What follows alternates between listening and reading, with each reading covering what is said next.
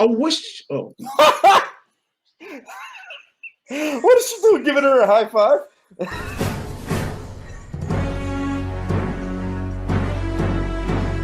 Oh shit! Oh my goodness! Fuck, I'm tired. Yeah, I know. We can't yell that much. Actually, no, the show's over now, everybody.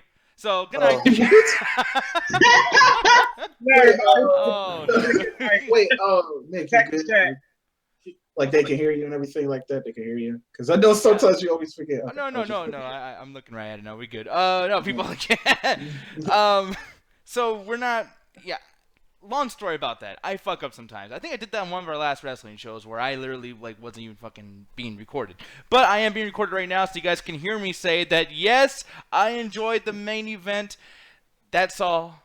I'm not gonna argue it. Listen, Nick, I'm with you because I got exactly what I was expecting. I knew exactly what was gonna happen, so I was like, "Fuck it, let me just go with it." Mm-hmm. Same. I'm just laughing because there's no point in getting laughing angry. ironically, because you're just like, there's no reason to get angry at this anymore. I expected it. Like even Kevin Owens was playing it off with those many times he left the ring. It was just predictable. It's like, why not? We knew Chris Jericho was coming up. We knew all this shit. So it's like, there's no reason to be mad about this. Actually, the biggest swerve was Chris Jericho because I kept waiting for him to run out and throw Kevin's ass in the ring. I was like, where the fuck is he? And then he just popped out. I was like, oh, there he is. But that was what's frustrating to me is like it was stopping the inevitable. Like one thing that really pissed me off is like this was not good enough as an apology for not having Undertaker come out during Roman Reigns versus Braun STrowman. No. Hold on. I'm actually fine with that because maybe there's hope that they're not doing it. Yeah, they probably will. But anyway, judging by the bullshit we just saw tonight, they're gonna do it. It's happening. Plus two, Roman Reigns keep hope alive. Shut the fuck. Keep hope alive. No, man. Here's the thing. He won against Braun Strowman. So that whole thing that we've been talking about lately with Braun Strowman being like the best fucking thing that we ever did fucking see. Oh my goodness gracious! I cannot wait for him to be fucking WrestleMania main event some fucking day. No, not happening. Because Roman Reigns is perfect. He's fucking great. Just like John Cena is. And every time Roman Reigns does some shit that's like super fucking awesome and that he's so fucking Mr. Amazing, basically Michael Fassbender of fucking wrestling. I hate this fucking guy. Every time Roman Reigns does something amazing, I think of John Cena because it's the exact same shit that happened that took me out of wrestling back in 2002, made me totally fucking miss the Ruthless Aggression era. Nick, slow your roll. Now, before you keep going, let me ask you a question. This is an honest question. Go ahead. Do you want them to do exactly what they did to Braun, what they did to Roman, or do you want them to take their time? I don't want Roman on my screen. How you doing, Ruthless? And by the way, just to get Ruthless on my side right away, he's still wearing the body armor. Okay. I thought he was gonna be like, yes, fuck yeah. Don't get me started on the body armor. I will yell and scream. No, man. Just, I would say this. I was at least entertained by that match more than the other ones tonight.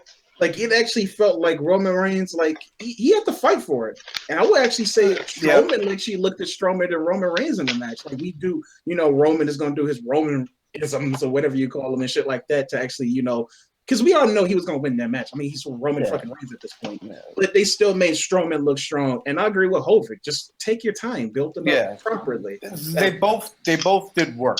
Yeah. They both did work. They both did the job. So hey, I can't even fault them for it. Even though Roman, a little bit of his moves, like those two spears, looked at fucking just bad. So, but he's working with a big guy like Braun Strowman, who he's a big boulder, big fucking rock that you can barely move. So I understand that. Not for nothing. That motherfucker's athletic. I don't remember the last time I saw a big ass dude on the top turnbuckle like that. Yeah, and they were talking about that a lot tonight too. The commentators were like, I can't believe he can move. I'm like, he doesn't move that great, motherfuckers. Shit. Like, man, I can't stand that shit. Yeah, but think about the other big men. All right, Big Show, Kane, Taker, Rikishi, Mark Henry as well. Like, they don't move that fast, and they definitely can't do the stuff that Braun's doing. Yeah. Exactly. At some point, they're able to. I remember Kane was doing drop kicks way back in the day. But one thing I want to bring up about that, too, is Big Show. I know we're going all over the place, people. It's just because, like, we already know that later on we're going to have a big fucking fight about Goldberg. I can feel like Anthony, right before we started, was like, this shit ain't fucking funny anymore. So we'll get to that in a bit, Anthony, you angry man, you. Because we're angry about completely different reasons. Because I want to yell about Roman Reigns. Like, I'm going to fucking scream, like, Everyone, make sure to have your headphones like volume control ready because I'm gonna fucking scream. But anyways, but with Big Show, man, I love that match so much. Like in Rusev, I like the fucking like handsome thing he's doing. The guy really is handsome. I'm like, oh, shit, look at Rusev. Right? Yeah, like not. Yeah. I'm not trying to be all like, ooh, fuck him, but like he's really. I can see him doing a gimmick like that. Yeah. I don't know. I guess I understand why you're not that excited. We're talking about a guy's fucking haircut, but at the same time, like, I don't know. No, I'm actually like the whole thing because I think one of you guys had told me he had did the whole new look on Instagram, and I was thinking like, yeah, this could be like the rise to a whole new gimmick, which is kind of sad too because like if the rumors is true, Kurt Angle will probably be joining the WWE soon, and I really wanted to see Kurt Angle versus Rusev for his other gimmick, but that could still technically still happen. But it was just like, oh, man, that kind of sucks. But whatever, like, because it really is time to change. Because how long has Rusev had this whole Bulgarian gimmick? 2012, because he was had it for a long ass time. Since NXT, right? Yeah. Yeah, so it's time to change. It is time to change. And granted, I liking how they're building it up to it stuff, but that shit, man, that whole thing with Jinder Mahal and the Rusev thing, that shit was like padding, like badass padding too, like some WWE Raw shit. Like that shit was so bad because I don't even think they was this was announced on the title card to be at Fast Lane. Yeah, I think it just popped up out of nowhere, which a lot of matches was like that tonight. I was just like, this wasn't even fucking like announced. This is just happening. So it was just really weird padding. Granted, though, that match with him and the Big Show was actually not that bad. Yeah, and I actually liked the padding, honestly. I liked that they added that suddenly out of nowhere because I felt like you needed something else for this card, and there wasn't anything before that. And it felt realistic, like having them kind of mad at each other in front of Foley, mad at each other in the ring and fighting, mad after Mahal's match with Cesaro. Like, I liked it. I liked the look of it all. Yeah, no, and I see your point too. And one thing I want to touch on as well. I mean, I guess we might as well start from the beginning of the show. Sami Zayn versus fucking Samoa Joe, dude. This match was so boring, dude. Like, I'm kind of losing it with Samoa Joe. I'm not excited about the Seth Rollins match anymore. I know he's gonna fight Triple H, but they obviously had to fight each other at some point. Samoa Joe, this is like the third, fourth match he's had, and like Kevin Owens. I forgot who won. No, me too. I mean, well, obviously Samoa Joe won. I mean, they're building him up, so duh.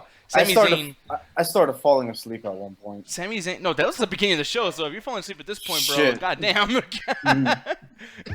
Yeah, you might want to make some coffee. Man, I tried. Fast Lane started so fucked up for me. My Switch couldn't even keep me awake. I was so happy you didn't use the pun of like the Fast Lane started off so slow. Man, fuck you! I didn't even notice that. You could have done it though. I appreciate that you didn't. Man. Very much. And that match too, because I actually had a headache too. For the first half of the show, so I was actually mostly listening to the match. And I will agree with you, Nick. Like it wasn't doing anything that made me look back to. I don't even know what they're doing with Samoa Joe. Maybe they just kind of reached like they wrote themselves into a corner because Seth Rollins is injured. So, and then again, even if Seth Rollins wasn't injured, wouldn't he just fight Triple H at WrestleMania? No, their original plan was for Seth Rollins to face Samoa Joe tonight at Fast Lane. And so that was their original plan because they wanted to do like a sub boss and then the boss. Work your way up the ladder, Combat Tower. So much Triple H and Shao Kahn. Yeah, he about to face Motaro and then Shao Kahn. Yeah, and that's what that sucks too is that Samoa Joe is already a stepping stone and already doing things like he's running away and whatnot. Ruthless, I want to ask you really quick, man. How do you feel about Samoa Joe and this match in particular and just what they're doing with him? I'm fine with it because I think this situation's a victim of circumstance. I really kind of expected. I actually expected them to go ahead and use the Muscle Buster in Fastlane and not use it at WrestleMania. But seeing that they went for it and then didn't do it, I guess that's going to happen at WrestleMania for Joe's match. I really feel like you kind of need Joe to just hold something for a moment. This was a perfect, all right, here, we're going to hold the Sami Zayn thing for a bit so he has something to do.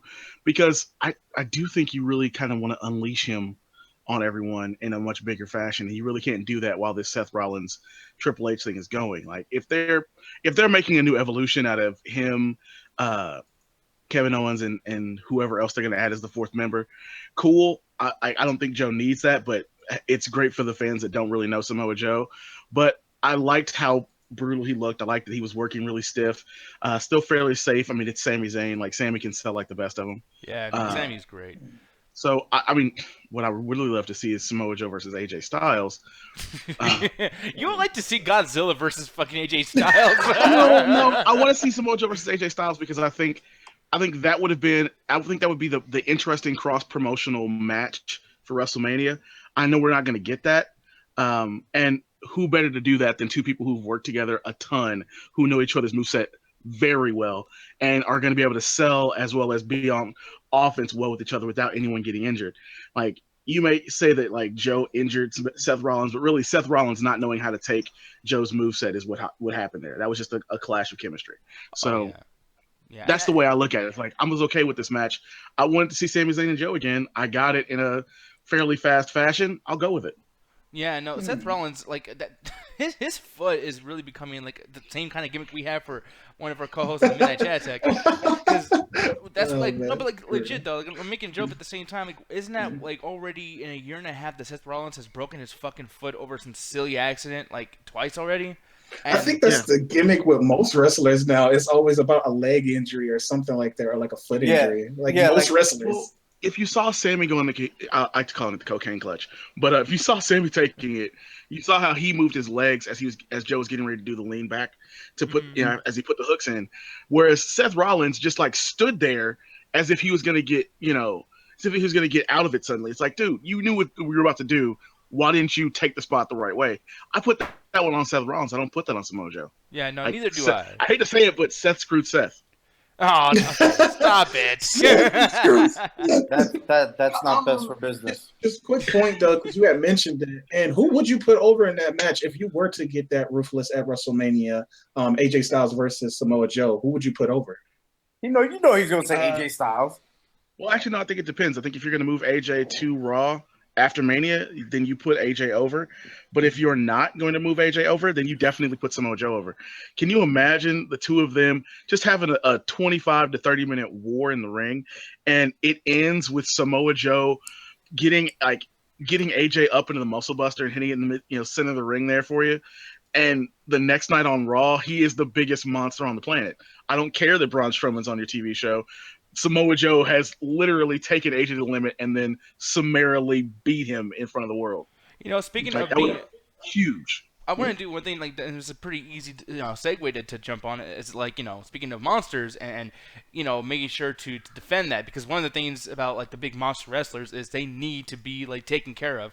If you want that to be a serious gimmick, you need to fucking like defend that shit like he's a boxer on on some shit. And they did not do that with Nia Jax tonight. Nia Jax lost to Sasha Banks, and like, dude, like that. I forgot if she tapped out or not, but like just. I think it was a roll up. Oh yeah, it was a roll up. It was a roll up. It was a reverse to the soldier back toss. So yeah. Man. And like, dude, like, I mean, granted, like, yeah, she didn't like beat the fuck out of her. You know what I mean? Yeah, but at the same time, it's like Sasha Banks is not even in the main storyline right now, and you like seriously fucking had her beat Nia Jax, who's on the rise. But what were you gonna say, Anthony? No, it's kind of, they wrote themselves into a corner with these kind of characters too, because in a sense, I was actually kind of just happy for it, just personally because of Sasha Banks, because like Sasha Banks was fighting Charlotte not even a few months ago for the belt and shit like that, and now you have her make her look fucking weak to Nia Jax. Granted, you have to feed Nia Jax somebody, but it still just sucks that you got to do that to her when she was just like in the championship picture not even too long ago. So like her having this roll up gets a little bit more momentum back in her picture. So I guess they had to do something. It's like a damned if you do, damned if you don't and situation. She's obviously the obligatory like third wheel in that main event scene with Bayley and Charlotte. I'm hoping. What'd you think of that, by the way, too? Like just the match itself. Like, were you still in sleepy mode around this time, or I mean, bro, that was actually the fucking match that made my fucking gravestone come out. Damn. They summon that shit like Plants vs. Zombies and shit. No, man. Like, I was done, son. I was, man, like I said, man, my Switch couldn't even keep me the fuck awake. I'm like, that's fucking bad enough. But, man, fuck that match. That's all I got to say. Like, I'm with you on that with the whole. But I'm with you with the whole Nia Jax thing. Like, she's supposed to be like the next. She's supposed to be the female Braun Strowman at this point, and they Exactly. They fucking dropped the ball on her with that shit. Yeah, it did her wrong. Right after this, we're gonna talk about the Hardy Boys. Because I know Trey. I know you're muted right now. I know you're about to leave and everything. So we're gonna get to you and get your ratings really, really quick. But Ruthless, you, Nia Jax, what would you do after this? I mean, she just lost to Sasha Banks. So let's play a little miniature. Be the Booker right now. What would you do after this match and after this loss? I think she comes out Monday as Bayley's celebrating, because she didn't make that quip to Bayley that if she beat Sasha, she'd beat Bayley. I think she comes out Monday while Charlotte's yelling about how she deserves another match or whatever, and Bayley's in the ring saying, no, I'm not going to give you another match. I think you let her come out. Don't even let her talk. Just let her come out, absolutely destroy the two of them. Have Sasha Banks come out and try and fight her off, basically, and leave the champ and the previous challenger lying. Sasha Banks trying to defend them, and that's how you set up a tag match for here in the next couple weeks.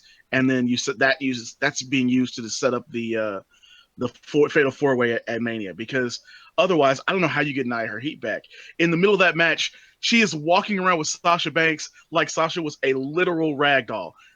Yeah. She looked like a crash test dummy up on Nia's shoulders. And then you end that with a roll-up. I think the only way to do that is if you just go old school booking with it. You have her destroy everyone in the ring, let the crowd see it happening, and just don't let her talk about it, just literally doing it. And maybe every time a woman comes out for a match, even if it's not Nia's match, you have her destroy that person and whoever they're challenging all the way until you finally get the four of them together, because otherwise I don't know how to give her heat back. I don't know how to get her. She needs that heel heat to keep it moving, and there's no momentum now. Not after that loss. And it's another thing too. They did that John Cena syndrome, or that like super good guy syndrome, where Sasha Banks is like, completely like just being destroyed, and she still makes it out okay. Like, why'd you have to like really beat her ass that much? Take all those big trademark moves that Nia Jax has, and then she still managed like. Well, now we know that her finishers suck. I mean, she kicked out in every single one of them, and she won the match. So it just, I don't know, it sucked. What were you gonna say? Well, my problem with the whole Nia Jax thing being with the main roster is that this happened in NXT as well, and that's why, like, I know when it comes to NXT, the main roster, you shouldn't really. The characters try to carry over, but you're not supposed to think of it that way. But Nia Jax is still doing the same stuff that happened when she was in NXT, taking those losses that she should not really be taking, and that's my main issue. It's like for instance, when they were hyping up Nia Jax and Bayley, I'm like, okay, we've seen Bayley beat Nia Jax like nothing. So it's like on the main roster, she's supposed to be this monster, but we've seen her not be a monster back in NXT, to the point where, to me, her not being a monster really has carried over to the main roster, which is why that's my issue. I can't really take her seriously. I can change her fucking theme song. I can't really take her seriously because of that reason, though. It's like, she's not. You can't really have a monster. No, I completely agree with you, and yeah, like that really sucks, Ruthless. Like, yeah, it is fucking her theme song.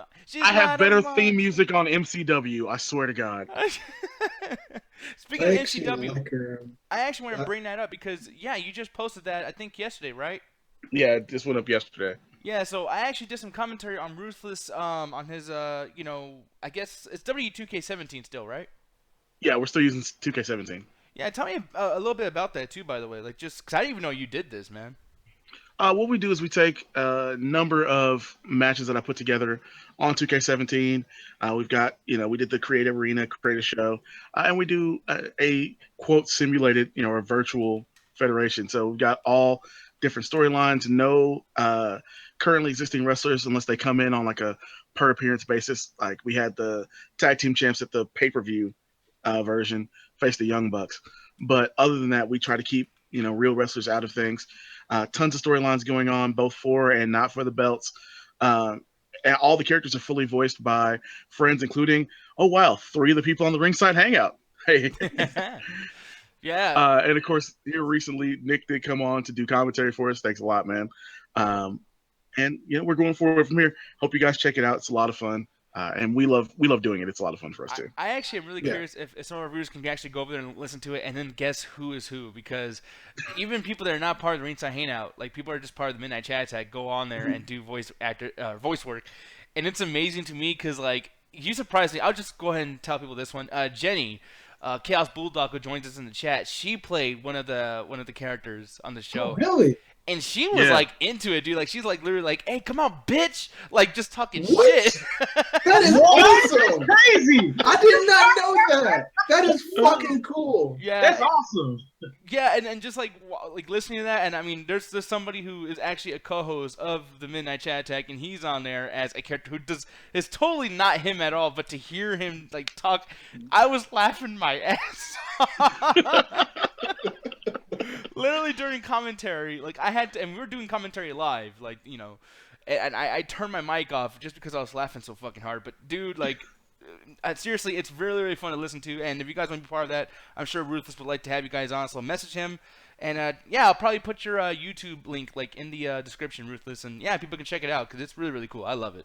So well, thanks, man. I appreciate it. Yeah, man, but Trey, I want to go ahead and get into one thing, actually, before you go, because I know you'll be leaving. The Hardy Boys. So, okay, has anyone read about the Ring of Honor thing? Hovig? Yes. Yeah. Yeah. They beat the Bucks of Youth. Oh, is that what they're calling them?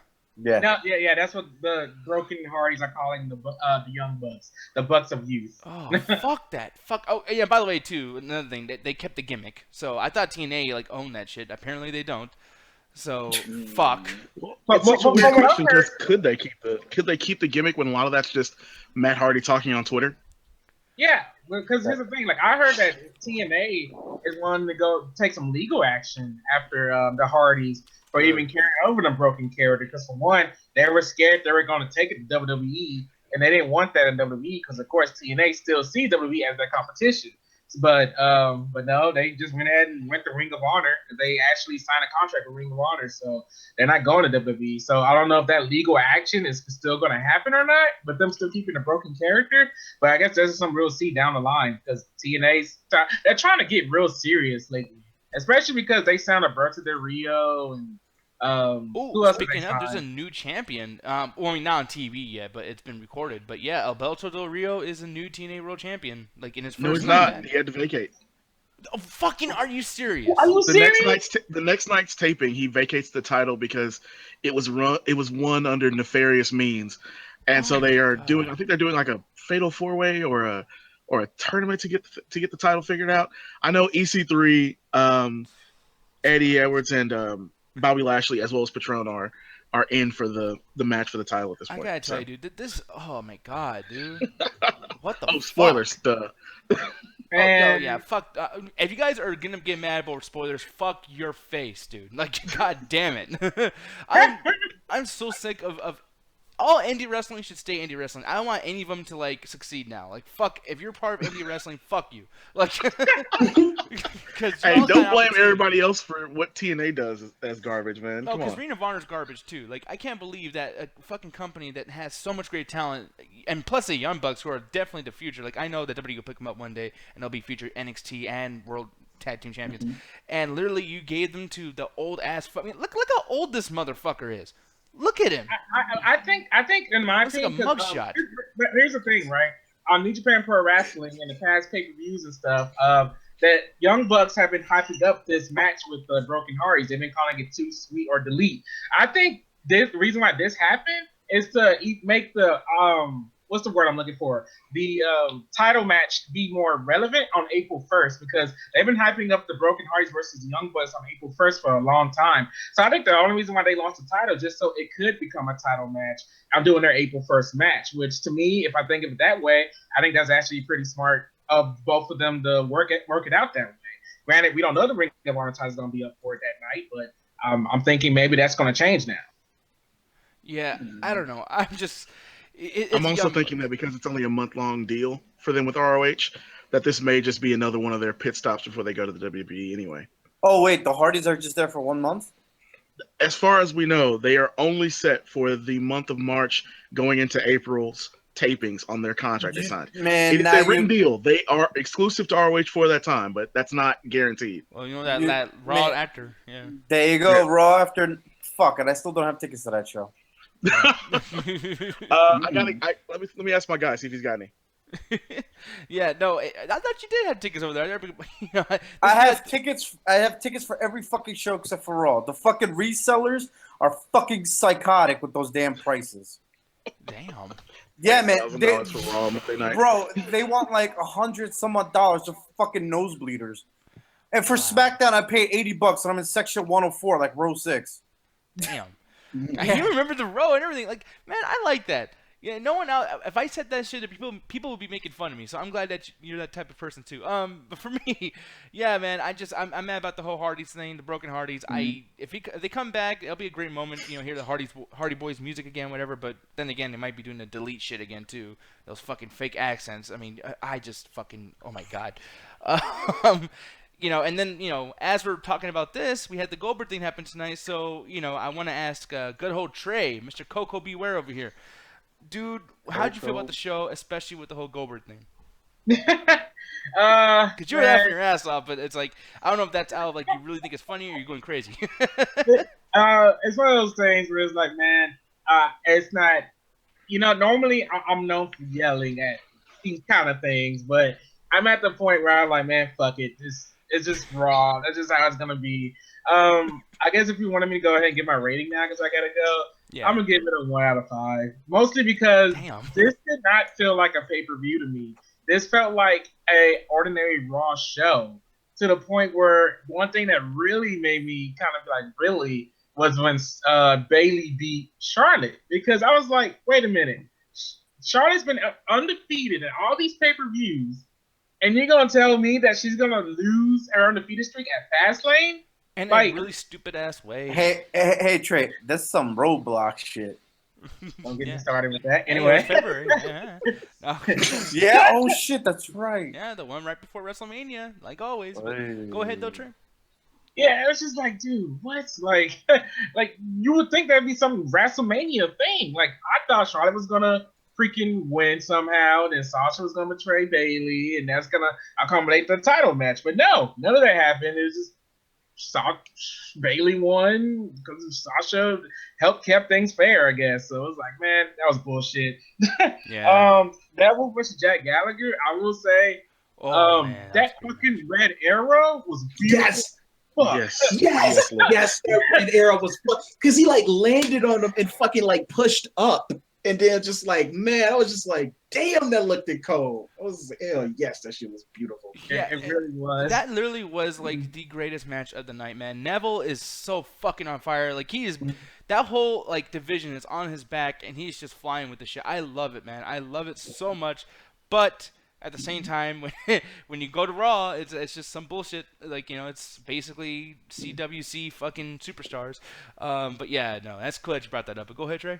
Yeah, that's a sad thing, man. Because, like, to me, like I said, Neville going heel is the best thing that ever happened to him, man. Like, he's amazing as a heel. It's just that, but the cruiserweight division just don't match so well on Raw. Like, and even 205 Live, it's always a 50-50 chance with that show. But anyway, the Cesaro, Sheamus, gender Rusev thing was so weird. And even with the Big Show coming out, like, I just thought him doing the knockout punches, I just felt like, okay, we saw Braun STrowman survive this. So, like, what's really the point here? Like, yeah. like they already fucked it up for you, Big Show. It was pretty much whatever on that. And Roman Reigns versus Braun Strowman, whatever. We saw that coming. Yeah. Goldberg versus Kevin Owens. Man, we all saw that coming too, right? Like, I'm pretty sure. Oh, yeah. Come on. Like, that's why it's so hard for me to be mad. And like I said, it just felt like a Raw show. I enjoyed a little bit of it, but it's just like, it didn't have that pay-per-view feel to me, so that's why I get to 1 out of 5. Yeah. It sucks. I feel the same way that it feels a pay-per-view feel. But at the same time, just for like the lack of big moments, and I don't need to have big moments all the time because, like, people really did pay to go see this shit live, and some of the matches were fucking cool. So like, that's just me. I will say though, like, here's the thing that we brought up before, and now it's time to like really freak the fuck out about some of these big matches. So Trey, if you want to go ahead. We love you very much, and if you want to stay, go ahead too. But yeah, good job. I want to stay depending on what's coming up next. Okay, cool. No, but the Goldberg thing. So, Anthony, we've fought so much. Like, literally, he came back like way big in December. Defending the shit. That's what aggravates me even more. Because as soon as I get in the fucking car, not even 2 seconds, you like, it wasn't 21 seconds though. That match was 21 seconds. It was a little bit longer. The segment was long. I don't give a shit. No. But you know what though? Like, I was doing that to kind of set you up for something because we might meet in the middle here for once about this. Okay. Here's the thing that I defended it for before. It was Brock Lesnar, Goldberg. They got in the fucking ring. I remember me and Hovig were like, "Hey man, if we were there, like this is how we would react by just flipping the fuck out." But it's like the fans were like, "Oh, drum roll! Oh, Owens is gone. Oh, here we go. Owens is gone. Oh, yeah, that like, shit was fucking annoying, dude. Like, but then again, that's classic Owens. No, it's classic Owens. But here's the biggest part, though. Like, I hate that that's like the defense because Goldberg was not the problem tonight. Owens was because Owens, like, it's just like that wasn't made for the fans tonight. The Goldberg versus Brock Lesnar thing, that was like someone just rushing it through. Like, hey, let's not waste the fans' time. Like, if it's gonna be fucking 4 minutes long, be fucking 4 minutes long. You know what I mean?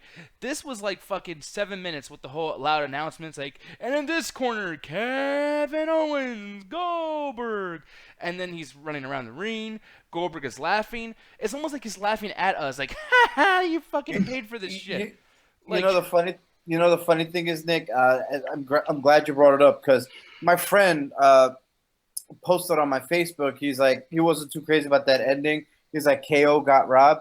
I'm like, didn't you fucking expect Goldberg to win? And he goes, yeah, but they could have brawled it out or something. I'm like, they could have if his dumbass didn't keep getting out the fucking ring. Yeah. You know. I'm gonna give some conspiracy theory on this. All right, let's hear it. Actually, I'm very curious. I honestly think Kevin Owens purposely tanked this match. I think the plan was I think Kevin Owens wanted to like have a match with Goldberg and maybe get a bunch of offense in early that Goldberg would either no sell or, would suddenly have a comeback from and would lose that way, even though it'd be fast. And I think what probably happened, and I mean, think about how they book Roman. I think they probably said in the last few days, hey, you're going to lose this fairly quickly, and I need you to protect Goldberg because he's still not ready for this Brock match. And you could see on Kevin Owens' face everything from like the like all the shots they would have of him before the actual match, him when he was coming down, and even when Chris Jericho pops up. Every time during this match that you saw Kevin Owens' face, he looked like he was just not interested. And I think the same thing happened to him that happened to Dean Ambrose with the street fight with Brock Lesnar. Was that 2 years ago now? Year ago now? Last year. Last year. There we go. I think the same thing happened. I think they were like, yo, we need to limit this offense even more. Whatever you can do to kind of keep the match extended a little bit without really doing anything Goldberg has to sell or handle you with other than the main stuff because he's still not ready. And Kevin Owens was like, oh, really? Okay, fine. And I saw the look on his face like I saw on Eddie Guerrero's face back on ECW One Night Stand. Like he just didn't want to be there and he was pissed off that he had to do things. And I think that's what happened tonight. I think, honestly, Kevin Owens was like, fuck it. Okay. Yeah. Like you're going to get this win. Fuck it. Yeah. Like, the same face that I saw on CM Punk's face when he was fighting Ryback and bullshit. Like, you know what I mean? Like, yeah.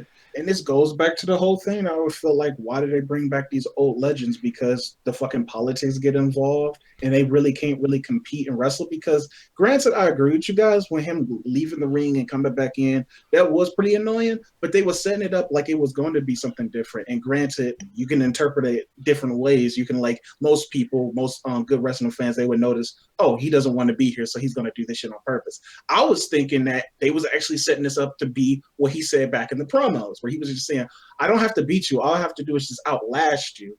And I thought you was actually going to see the gears turning with his head. Like, that was just the start of it. Like, maybe throughout the duration of the match, Kevin Owens will be getting inside the head of Goldberg and actually make like, in a clever sense, make Goldberg hurt himself. Like, where you can keep him safe. But just like Goldberg probably just like running to like the ring post and just like Kevin Owens just dodging and stuff like that, where they don't even have no technicality between each other. It's just Goldberg just doing himself, just hurting himself, like and they still Gears of War. Yeah, exactly. Just use the Hammer of Dawn. Because they set that up with his promo. That's what he said. Like when he said that phrase in his promo, I thought that's what this match was going to be. Yeah. And how they started this match off, that was the indication that I got. And then for them to do the whole Chris Jericho shit, and granted, like I said, we knew that this was going to happen. But granted, the way that they did it, the execution, it still pissed me off. Because I'm just like, fuck. Like, this is literally telling me I don't need to watch a fucking Goldberg match. Like, literally. Like, why would I get excited for the Goldberg match at WrestleMania? I don't give a shit anymore. Yeah. No, that's you're excited for Brock Lesnar to beat Goldberg in 22 seconds. Not really. They're both part-timers. So Holy shit, like, Trey, you're still here? It's like, why have a beef for the Universal title when they're both part-timers? That's like my main issue with this. It's like, okay, because wait a minute. Or Goldberg wins. It's like one of us going to lose the title like at the next pay-per-view after WrestleMania anyway, right? Yeah, no, I agree. And I know we're going to say, like, oh, John Cena, but it's like, dude, it's not the same thing. You know what I mean? Like, John Cena got out of the main event at WrestleMania. Like, yeah, exactly. I normally give John Cena more shit than anybody else in this podcast. John Cena is not the problem this time, for once. Yeah, and I completely agree. Like, I dude, and Alvik, I was about to say that earlier, too, like, before we even started the show, and I was like, you know what, like, I gotta put my hatred aside, because even if John Cena was part-time, the motherfucker actually wrestles. Same with The Rock. The Rock will come back once a year, but when he fucking wrestles, it's a match. He's like giving something to the people who paid how much fucking thousands of dollars to be in the front row, and then the people in the way in the back in the fucking like nosebleed seats for $75 a ticket. It's like I can't imagine that not only are you like in way in the back, probably needing binoculars to see these fucking wrestlers, they look like ants, and then the last 10 goddamn fucking seconds on top of everything. That's what I'm saying. Just like like this whole selling point of like, oh yeah, Goldberg versus. And it's kind of fucked up because it's just an interest at this point. Yes, it is. It's just really just the interest at this point, just so they can have big explosions, this whole big spectacle, because that's pretty much what WrestleMania is, which is kind of fucked up because it's called Wrestle fucking Mania. Yeah. So I want to see wrestling. It's actually Spectlemania. Yeah, exactly. Like, it's change the fucking name. So it's just like it's granted you can have the same mindset that you had with Survivor Series, because I was saying Survivor Series was actually a really good pay-per-view. The Brock Lesnar versus Goldberg match was just the icing on it. It's just like that. But then again, it's just like I don't know. It's just like what? Why would you even promote this shit, man? It's just it makes it redundant to me. It just makes it really redundant. The only thing is, and I had this argument back in September, and I was wrong. I admit I was wrong. Hobie was wrong too. We were all wrong. But I feel like they're gonna have a real lawn match. It's gonna be Goldberg versus Brock Lesnar. Like, look, I will take the L, dude, and you guys can like make fun of me forever, and I will always say you're right, guys. But like, I feel like WrestleMania Goldberg versus Lesnar, that's gonna be like a 15-minute, like actually good match. I know it sounds stupid, but it's like this has. If it's not, dude, fuck. That'll be the last episode of the Ringside Hangout. WrestleMania will be our season finale. Oh shit! Wait, repeat that. What'd you say? For WrestleMania? It's okay. No, I was joking. I mean, here's the thing. Like, I don't think, because, every Goldberg match has been a main event, right? Like, I don't think at WrestleMania, Brock Lesnar versus Goldberg needs to be the main event because of shit like that. Like, if they do a short match thing, it does not need to be the main event because we don't need to see this shit no more. We get it. Goldberg's unstoppable. He's a monster. He's winning these matches. We don't need to see that. Like, this is like what, the third time now? Like, we don't need to see that anymore. So if they do a full match, I hope they do, Nick. Like, I'm hoping. This is hoping as you are. But it doesn't need to be the main event. I do not want to see Goldberg versus Brock Lesnar as the main event. And well, that's the thing. You don't have to watch it because you can. If it is a main event, you can. You don't have to skip it. You can just turn it off. Like AJ Styles match. That's a main event. I mean, it'll be phenomenal. Like phenomenal Mania. You said. I mean, I would love to get excited about that, but it's probably going to be against Shane, so I'm mad. Oh, I know, dude. Hey, I'm totally with you on that. But, go ahead, Anthony. And I can like it puts me in a spot like I see how you feel, Nick, when you talk about certain things, because it's just like now me just talking about it and just getting mad at this shit just makes me look like an asshole. Because if it's not that good, it was short, and if it is good, then they're gonna be like, oh, it's just icing on the cake. So it's just like no matter what, they have a debate for it. So if they do make it a main event at WrestleMania, they're going to be just like, well, it happened, and it was just like icing on the cake. And I'm just like, now you're making me look like a dumbass for talking about this dumbass shit. But see, the thing is, too, though, is like, so people, in 2 days, you'll see our SmackDown Retro review. And we all, like, damn near about to cry. Just talking about how much we fucking love wrestling, because going back and watching this shit, where they actually had respect for the fucking fans, it was like, holy crap, like, I love wrestling, and I can't wait to watch Raw tomorrow night, and I can't wait to watch Fast Lane. And then you get shit like this, and it's like, wrestling's not wrestling anymore, man. Like, everyone has that excuse or that debate of, like, this is not wrestling, this is sports entertainment. And I always used to, like, fight all the way, like, no, it's World Wrestling Entertainment, fuck you, whatever. No, I'm wrong, dude. It's sports entertainment. It's not what we fucking live with, y'all. Like WWE will always be sports entertainment. Like I will not put that on Ring of Honor, New Japan Pro Wrestling, or any of the other wrestling promotions. Well, maybe TNA, but WWE. Well, at least they try. It's not there for the wrestling, like because even Vince McMahon in that Stone Cold podcast, he said Stone Cold was an entertainer. He never saw Stone Cold as a wrestler. He saw him as an entertainer. Like that's how they see everybody in WWE, as entertainers. Yeah, even with Ted Turner, Vince even told Ted Turner when Ted called him up, said, "Hey, I'm getting into the wrestling business," and Vince was like, "Yeah, but I'm not in the wrestling business. I'm in the sports entertainment business." Yeah, and it's like I thought like that was a way to just like kind of tell people like, hey, like don't buy into that bullshit wrestling and like fucking redneck shit. Like get into sports entertainment. That's the coolest shit.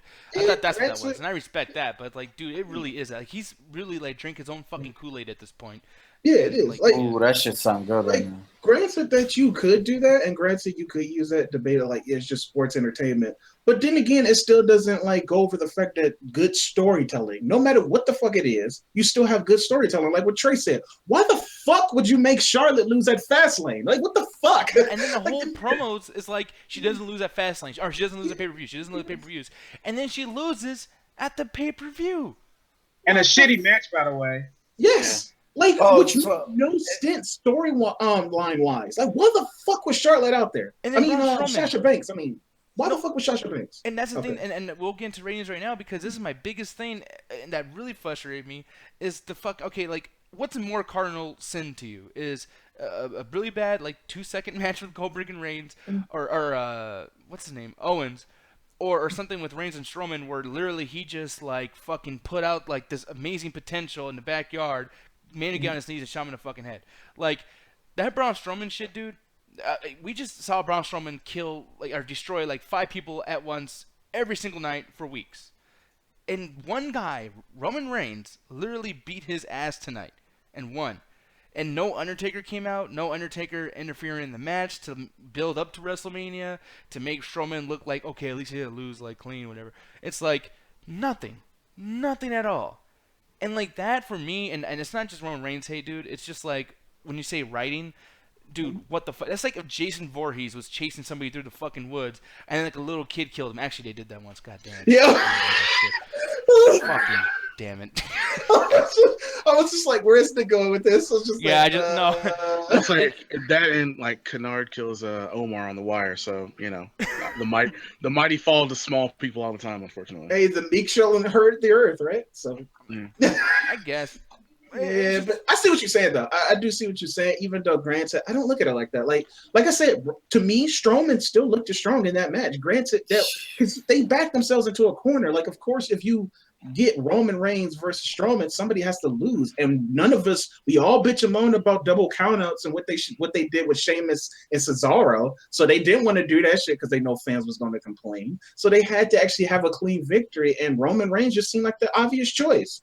It's like you said, like Hovig said, I want them to build Strowman slowly. Like he's gonna have to lose it sometimes just to build up his character just a little bit more. Because if they do this correctly, he could be better than Roman Reigns at some point. Well, I mean, he kind of already is to me. No, well, I mean, he is like, but like in the eyes of like obviousness, you know what I'm saying? Like in front of the fucking poster shit. Like not exactly. Because here's the thing too, and you talk about old guys and everything, but like this is why this shit doesn't work. Because they got guys like Braun Strowman, who is a typecast kind of guy. He's a big fucking dude. And you got Roman Reigns, who's fucking perfect, obviously.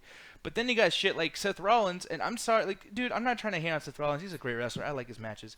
But the motherfucker can't even, like, do that powerbomb on the table. He damn near almost killed Sting. Which, like, how do you fuck up that move? He fucked up Finn Balor. You would have had a Finn Balor main event right now. And fucking Seth Rollins fucked that up. It's like... Sure. That's why these young dudes and who do the flips and who do the bullshit, Neville, like the reason why we're getting into him right now and, this whole heel thing is because he was gone for a year because he fucked himself up because he wants to be fucking, Damn, was he gone for a year? I think it was about like 6 months. And that's what, like, it's kind of funny because NXT, like, they take those bad things and turn them into positives. That's one reason why the revival is so fucking cool. Like, no flips, just fists. So, yeah. Yeah, I mean, NXT, it's just goddamn. Like, I love NXT so much. Yeah, no, it makes you watching shit like this makes you want like why we like NXT. Like it's the very reason. Like if somebody said they want to watch wrestling right now, of course I would say New Japan Pro, Ring of Honor. But if you want to go to the WWE Spectral, watch fucking NXT because this shit is bad. And I guess we're just gonna get to the ratings. I guess I give my first. But yeah, this show was pretty much a Raw pay-per-view. It was just like a Raw, like just a regular Raw show.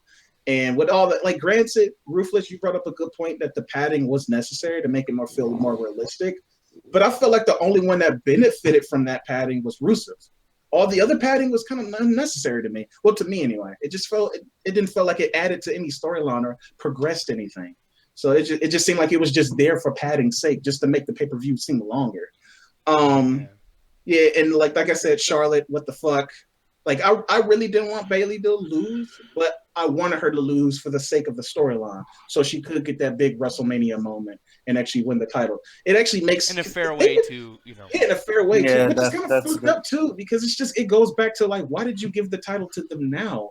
Like they should have actually just kept it on Charlotte, found the way to actually have them have a rematch or something up into Fast Lane. Like she probably shouldn't even fought Bayley at Fast Lane, and then at WrestleMania you got the Fatal 4-Way or something like that, and Bayley actually walks away the victor, and that probably leads into like a rivalry with her and Nia at on that Raw or whatever. They start setting that up for Extreme Rules. Yeah. But yeah, that was fucking stupid. And I guess they got this whole Enzo thing still going on, like because the fucking club had pinned him, but he had his leg on the rope, so I guess that's gonna continue that shit. So, yeah, but they pushed his leg off. Well, what'd you say, Ruthless? They pushed his leg off right as they do the 3 count. It was ridiculous. Yeah. Oh, yeah, that's convoluted endings right there. And that ending was SAWFT. More or less. I am actually mad at myself too, because I'm starting to say that shit now. Every time they come out to the ring, he was like, he's a certified G. Like I'm actually saying it with him, and I hate myself because of it. But it's so much longer than like. Do you slap your knee too when you say that shit? Yeah, that shit too. I miss when it used to be Road Dogg's fucking thing, where it's just like, oh, you didn't know, call somebody, and then we're done. Better call somebody. And then when we were done, and then everything was fine. This one, it's like literally this motherfucker. After he does that shit, it's a commercial break. Like, oh, what the fuck? Like, literally, you had to take a whole segment out, a whole fucking. How much money is that time in a wrestling television show? How much money does that cost for this motherfucker to go out there and SAWF? Man, fuck you. That's why they have to go to commercial break, because they have to pay for how much time they spent doing that entrance. Yeah, no shit. It's so fucking not to mention they probably make that money back in merchandise with their fucking shirts. Yeah, it is true. And the fucking KFC commercials too, because I want to say they play that commercial. Yes, I want to say they play that shit right. Fuck some chicken. Like, let's use it. Yo, that's some fucking devil's reject shit right there. Y'all gonna fuck some chickens here? Yeah, it's fucking crazy. Yeah, like that shit. So yeah, this show was like, hey, are you talking about chicken? Yeah, I'm talking about that Georgia Gold. Are you about to put your dick in some fried chicken? Yo, bro. No, and like the thing, like, do you feel like? Did you see that disingenuous like shit in that promo too, where it's just like, man, you motherfuckers are selling your soul to the devil? No, like, it is. It's like that, and it's like that too with fucking like the New Day now. Like they're just pretty much like a fucking tagline, just with the ice cream truck. Like they're pretty much just stealing the whole fucking CM Punk thing and just like, yeah, ice cream. Like, I'm not gonna lie, I'm getting sick to death of the fucking New Day. Oh no, fuck them now. Like I'm done. Really getting old, and it's not their fault. I don't even think it's their fault. You said what, Rufus? Well, I do want the ice cream bars. Well, you ain't getting any because they don't exist. They're filled with booty juice. I don't think you want any of those, man. No. That man, they don't use chocolate. They use diarrhea. Yeah. No, but it's just like those, just like and it's not their fault. We can't blame the wrestlers. Because, like, well, you can blame the wrestlers for something like Goldberg and that type of situation, but what, like, the New Day, you can't blame them. It's just because WWE doesn't have nothing to do with them. And then going back to my whole solutions thing, let me ask you, like, what will we do with them? I don't know. No, I would split them up because they're gone. They're dead. Like, dude, they should have been tag team champions still. Like, I know you guys are sick of that shit, but, like, that was they were the titles. They were the titles. Like, man, you never find a team that's so like naturally like you are the best. You know what I mean?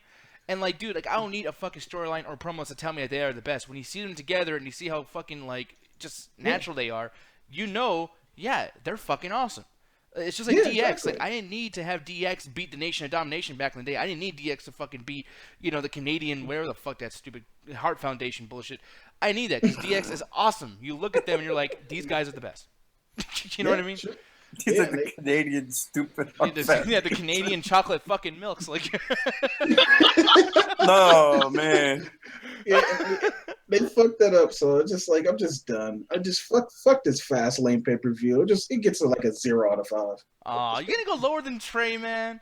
Yeah, it was just nothing here. Like I'm really trying to think. The only good thing from this pay-per-view was Neville when he did the whole Red Era. That was pretty fucking cool. Yeah, that match was actually pretty cool too. But it was just like that was it. It was literally nothing. And then that whole fucking segment with Mick Foley being on the phone and Stephanie being stuck on the airport. Yeah, it was just so fucking weird. It's just like, what the fuck is happening? And Anthony watched this with a family member, and when she was watching the show too, I mean, like even shit with the Goldberg thing, like that shit was ridiculous. Let me bring up what she said. Like when I was watching this shit, because like she had set a timer, because I'm like literally telling people, I'm like telling her, setting up like, yeah, Goldberg is this person, WCW. He wins matches like within seconds. But I'm thinking this match actually might be different. She was like, okay, let me actually set a timer because let me believe you. She was like, she started that shit. She was like, once it was over, she was like, 21 seconds, Anthony. I'm like, fuck this shit. Throw that phone out. Yeah. And then the whole New Day segment too.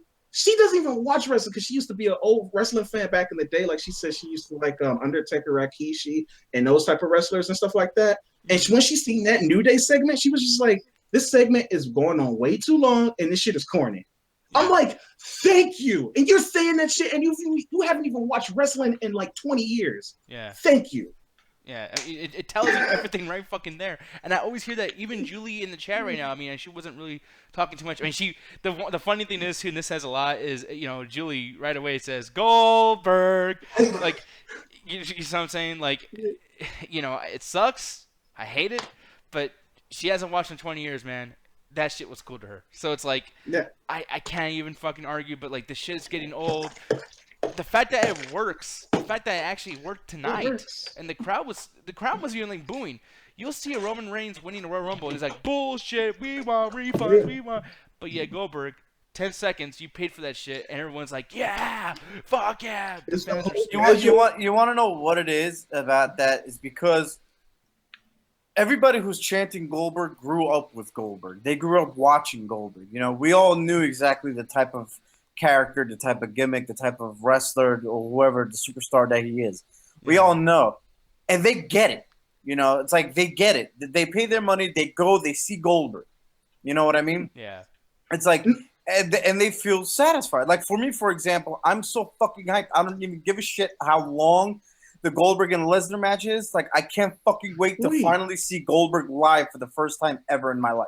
Yeah. I just thought about it, though. I just thought about it because, like, it's really making me think. And quote me if I'm wrong, but I'm with you, Nick. Fuck the fans, because think about this.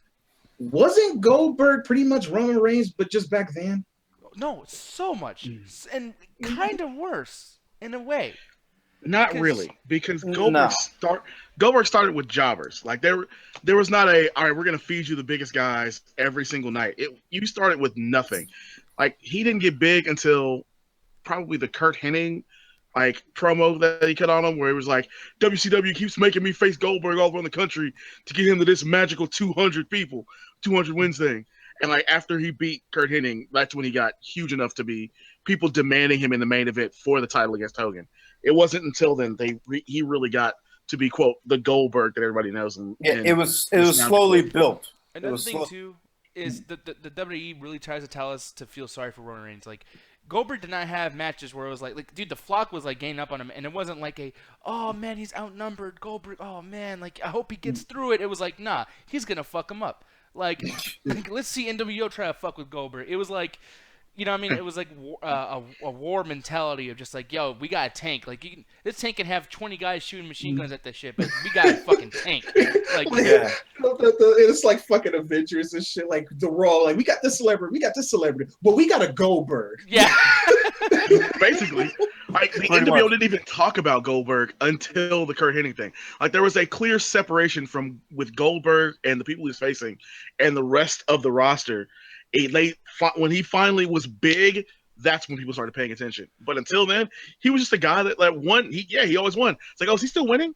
Yeah, I guess he's still winning. Well, shit, man, keep him winning, man.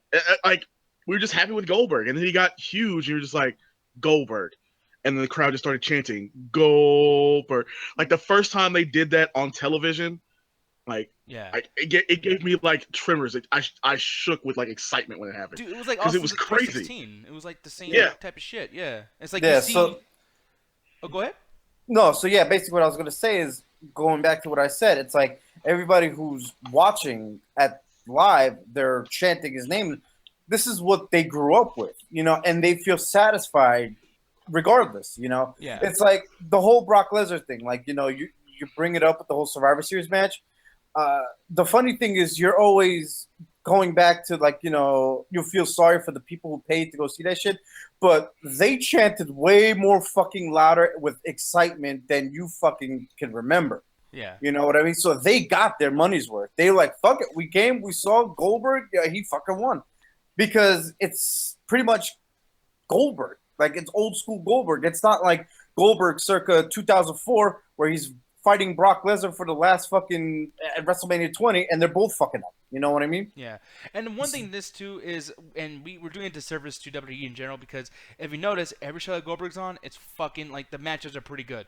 I mean, tonight, I haven't given a fuck about CWC in a while, dude. Like, 205 Live, I'm kind of, like, over. I don't watch that shit. I want to watch it now because of that Neville versus Gallagher match. That shit was fucking incredible.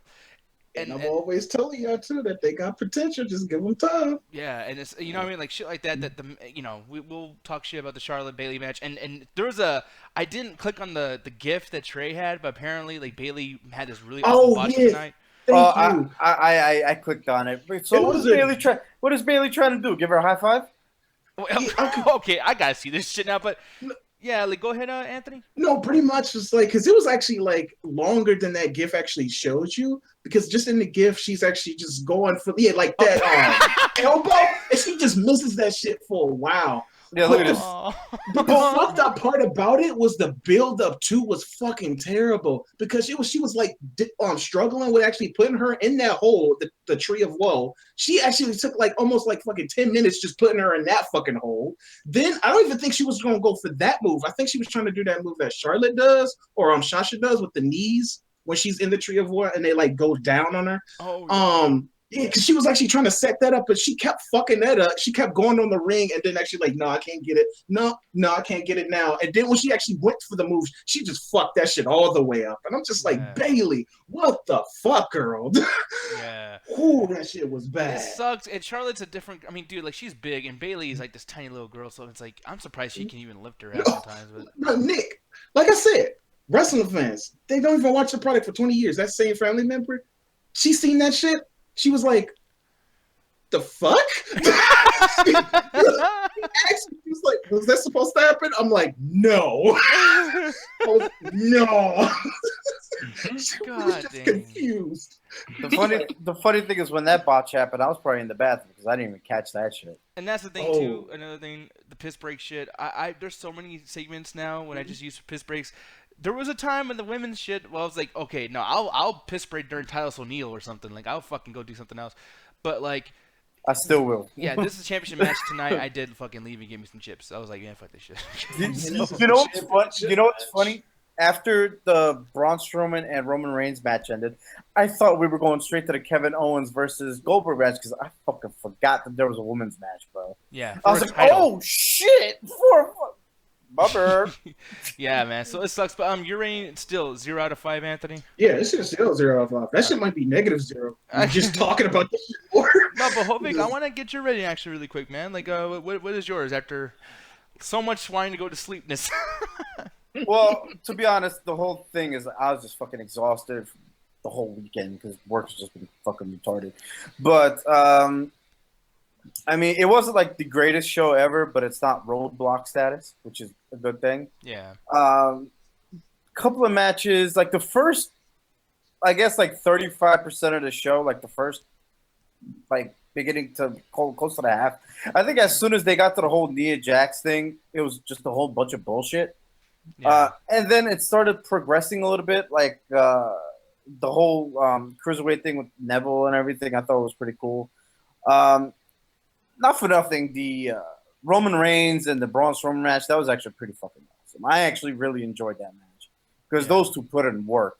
Forgot that there was a women's match, and I could have, man, I'm glad I forgot because I'm still forgetting because that shit was just bad. I think you told me you forgot. Yeah, man, I forgot, man. But the Goldberg versus Kevin Owens match, I got exactly what I expected, so no harm, no foul with that. But I give it like a 2.5. See, now that's an average rating. And I'm gonna just go right after him, and then Ruthless, you're the main event tonight, by the way, so I better be phenomenal. Okay. No. Oh shit. No, but for me, I had to agree completely with Hovig. You said everything I wanted to say. You know, the only thing I will say that was even more frustrating too is the pre-show had some more CWC. Fuck that fucking pre-show, bro. Yeah, they are fucking with Brian Kendrick, and Rick Swann kind of deserves it. Like, I'm fucking sick of Rick Swann so fucking much. And dude, if one more motherfucker says Alicia Fox, I'm gonna shoot somebody. Fuck you. As a matter of fact, during the pre-show is when I was so fucking like head deep into my Switch. I was like, I'm playing this shit. Fuck the pre-show. I didn't even watch that shit. Like, I was like, because I thought it was late, but it was like 38 minutes left. And when I was watching that CWC match that I was talking about, as soon as I click that shit out, I see Alicia Fox doing this. Yeah. I'm like, fuck, dude? What the fuck they got you doing, girl? What they got you doing? Fucking, yo, they need a new fucking song for Brian Kendrick. I'm so sick of that shit. I'm the man with the plan. Oh, man. And, damn, that was a working stiff punch there, buddy. Fuck. You Here's got your that fucking thing plan. on the ropes and Sheamus that shit. Like, Jesus beats of the barn. No. God damn. Yo, I'm telling you, yo, I think it's CFOs or whatever the fuck it is. Yo, stop TNAing this shit up. No, yeah, seriously, it's bad. Because that fucking song is some shit you hear at TNA. See, here's the thing too, Anthony, and I think only Ruthless and Hopey's gonna get this one because you were young when this happened. But back in the day, you guys had the show called Free for All before all the pay-per-views, and it was 30 minutes long. And someone actually at Toasty was uploading these on YouTube, so you can find them all on YouTube. And the guy is actually a Toasty, so it's really fucking cool. It's like, oh, it's Small World after all. But the thing is, and I was watching those for years, they are so good. They go through every single match and tells you why it's important.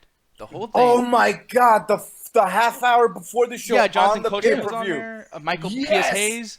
That's how you hype up a fucking pay-per-view. Bro. Yeah, like if you weren't gonna order it, you're fucking ordering it after you watch that goddamn show. Like it's fucking good. And the best part is, if you haven't ordered it yet, you could watch that whatever the hell, what was it called? The free for all. The free for all. You could watch it for free. Yeah. And then if that shit is It's free for all. But yeah, so man, if that shit doesn't entice you to get a fucking pay-per-view, I don't know what would have. Yeah. Because fucking kickoff shit, bro. No, and that's the thing, the kickoff shit. Not to mention, if you really want a kickoff, there was Sunday Night Heat. Yeah, exactly. And God damn it, Anthony. Shut the fuck up. I'm trying to end this shit. No. Man, fuck it. Anyway, so the free for all show, at least it was something that you know, there's video packages, there's editing, there's a bunch of shit that's going on, and this shit, like, you just see Jerry Lawler not give a fuck, like, oh, I wonder what that's gonna do, and then fucking Lita. Did anybody else notice Renee Young was on a Raw show? Isn't she supposed to be on SmackDown? She's doing all the post talks now. Oh, okay. Yeah. But even the pre-show, like, they'll have shit like that. And I know Nick Luzzy, I don't know if he's ever going to watch this, but Nick Luzzy has a big crush on Kathy, whatever her name is. Yeah. Kathy Kelly. We know. Yeah. And that shit, like, even she goes on her stick. And here's the tweets. So this random motherfucker said, I like wrestling. Now next. I'm just like, wrestling. I'm gonna throw you right through that fucking bird. Like, I swear to God. Lock that there wrestling. I swear. So, like, the pre-shows need to stop. I mean, you got this shitty CWC match that makes everybody look bad as part of 205 Live because the fucking show is only like 45 minutes of action. So when you have a pre-show that's 30 minutes, that's 205 Live. That's the whole show, and it's a pre-show. Yeah. Like, what the fuck? It's practically almost everybody on 205 Live, too. Yeah. I mean, Tay Long be like, what tag team matches? How the fuck am I gonna do that? Like, hey, back tag team matches. Well, I mean, the Undertaker can't fight y'all. Yeah, Undertaker versus everybody. Fuck it. Y'all going too now, players. Y'all going too far. Exactly. So yeah, like for me, I give the show a 2 out of 5 because some matches were cool, but it's frustrating because, like I said, the pre-show, dude, waste of time. You're supposed to get me ready for the show. I was tired. When the show started, I was like, oh, fuck. Well, I guess I gotta miss Walking Dead, and now I gotta watch this shit. Fuck me. Fuck this show. But it was all right. Ruthless, it's all you, man. Now, I'm so mad at this pay-per-view, I'm not even going to make my joke about giving it a 10. 10. A negative 10. Yeah, if I could give it a negative 10, I would. But I'm with Anthony on this. It's a 0.5. And it's only 0.5 for two things. Okay, it's 0.5 for two things. And I'll get to those at the end here. I don't know what they're doing with Noam Dar. They seem to be setting him up to be the next major heel behind Neville, so that like he was the mid-card heel that, you know, kind of gatekeeping the main event for the cruiserweights. And every week they seem to be doing that. The next week they do the opposite. The same goes for this tag match. I don't know why they had the faces win this match. It doesn't really make sense. I don't know why they do anything that they're doing with him lately, because I know how good of a wrestler he actually is, and I don't know why they aren't letting him just do that. I actually think him and Rich Swann would be a good feud to kind of keep going forward. I just wish that they would give them the time and ability to really get into their moves. Sort of the same way for people that watched it, watching Noam Dar facing Jay Lethal in WCPW. Like, they can put on, him and Rich Swann can also put on a really good match. But that tag match was shit. It deserved none of our attention, and thank God it was on the pre-show, even though I think Jinder Mahal versus Cesaro probably should have been on the pre-show instead. I did like what they did with the Rusev Jinder Mahal thing, but I think that should have started at the pre-show and then been at the very beginning of the pay-per-view. I get that they used Samoa Joe and Sami Zayn to kind of get you interested from the beginning, but it didn't work for me. I like Samoa Joe a lot. I think Sami Zayn is an amazing wrestler, and that match just felt like, all right, so we got to do this, and nobody gets hurt, so we can't do anything too crazy. Like the biggest spot was basically that enziguri in the corner while Sami was on the top rope. Yeah, that was. And, you know, and even this shit, like, it's just so slow. It's like I can just see them telling, like, hey, I fall down, you fall on me. Like, fuck you. Yeah, I was hoping for a superplex that they were going for there. I would have loved to have seen that. I think that would have been a cool finish to the match, you know, without doing either of their signature moves to kind of save those for the big events. You're not going to hear me say good things about the Nia Jax Sasha Banks thing, other than Nia Jax looked like Nia Jax turned Sasha Banks into a rag. Like, do you people understand? Sasha Banks is small, but she has beaten Charlotte. She's beaten Bayley. She's faced basically every women's wrestler out here except for Asuka at this point. Like, Nia Jax had her up in that torture rack and was just tossing her around like, wee. No, we need to watch some horror movies or something to get, like, that's how you build Frankenstein. Like, how do you not understand? Fucking to have her lose after that, I'm sitting there going like, yo, I kind of feel bad for Sasha right now. And then they had her win the match. I was like, why? Why is Sasha winning this match? It doesn't help anybody. Yeah, I think they missed a real opportunity. I think Nia Jax costing Bayley the title back to Charlotte, and after Sasha Banks runs down to go for the save, but gets just laid out by Nia Jax, would have been the perfect way to get Nia her heat back. and further the story of the four of them going to WrestleMania. Obviously, what we really need is Becky Lynch so we can have the Four Horsewomen match, but that ain't gonna happen. So, I just don't think we needed the Big Show to face Rusev. I really don't. I don't think that was necessary. I liked it, man. Or we could have had a best of 7 series like Mick Foley wanted. Oh, That was fuck funny when that. we spoke about that shit. I feel like the Big Show should have been fed somebody. I just don't think it should have been Rusev. I think you feed the Big Show Titus. Somebody who is not clearly important. Like Rusev is important. You really need Rusev to come back as the next major gatekeeper to the main event again. And I think you did a disservice by feeding him the Big Show just because Shaq got mad and decided to eat instead of prepare for the WrestleMania match. I give them credit though. They got on the pay-per-view because that Goldberg match was going to be so short, and that's where the end of my positive things to say come. Because the rest of the card was shit. I don't think the Roman match was good. I think, in fact, that was the problem that we had with Roman, where he's going to look a little bit in trouble for a few moments, and then he's going to get the advantage back. And after the show's over, he's going to be on the after show looking like he doesn't have any injuries, looking like nothing happened to him because he wears fucking body armor. And of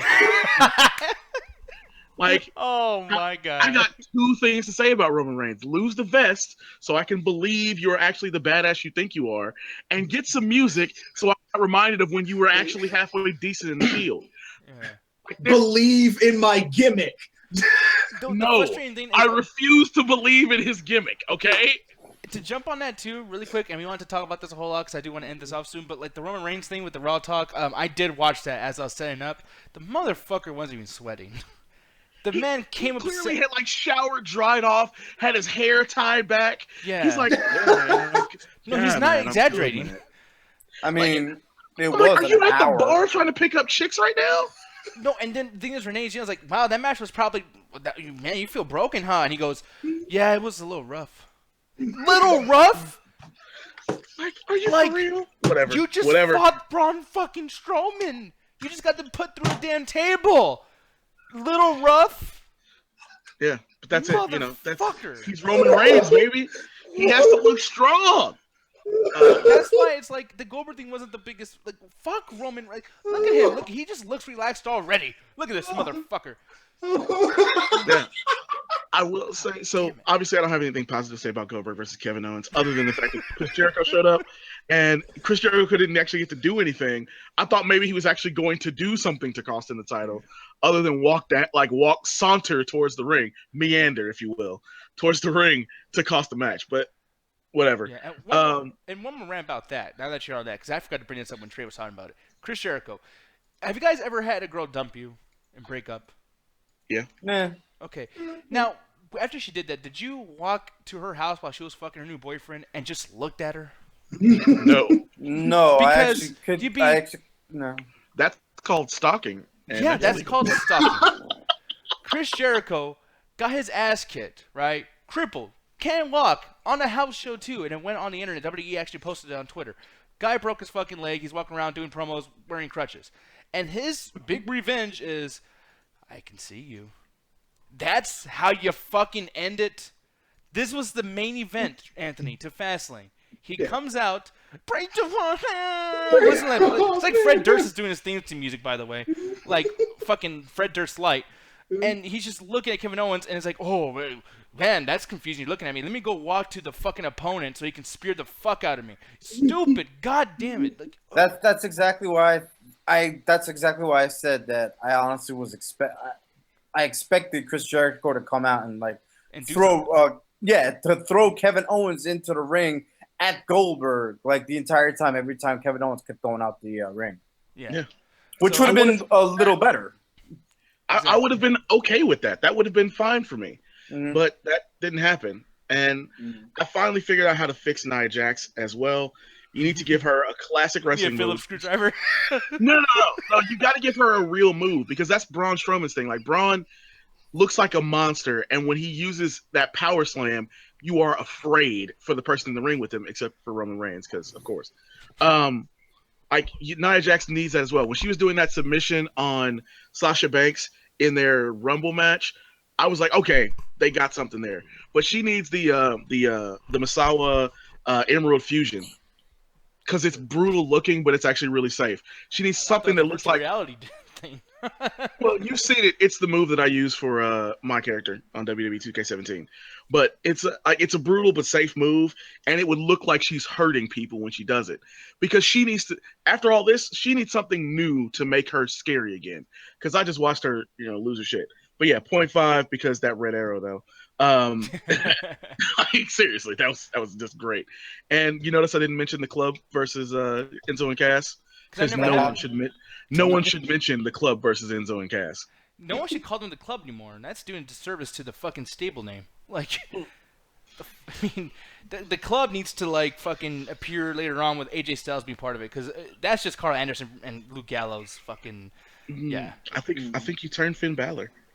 Oh yeah, that could be a thing too. But people, 0.5. I guess I can kind of agree with that, but I just felt a little bit better about it. I don't know. But Anthony. Anime night. Do we have that this week? We have that this week. We gonna watch some anime. It's gonna be awesome.